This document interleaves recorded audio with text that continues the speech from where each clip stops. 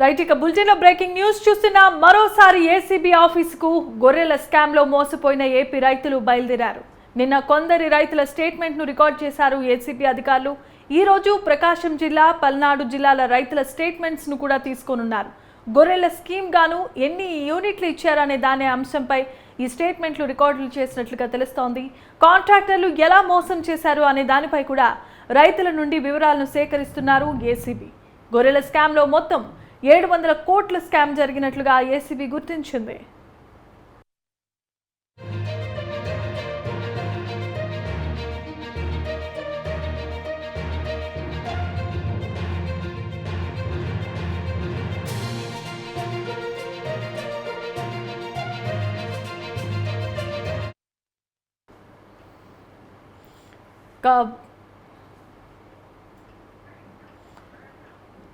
Visuals చూస్తున్నాం. ACB ఆఫీస్కు గొర్రెల స్కామ్లో మోసపోయిన ఏపీ రైతులు మరోసారి బయలుదేరి వెళ్లారు. నిన్న కొందరి రైతుల స్టేట్మెంట్ను రికార్డ్ చేసిన ఏసీబీ అధికారులు ఈ రోజు ప్రకాశం, పల్నాడు జిల్లా రైతుల స్టేట్మెంట్ను కూడా తీసుకోనున్నారు.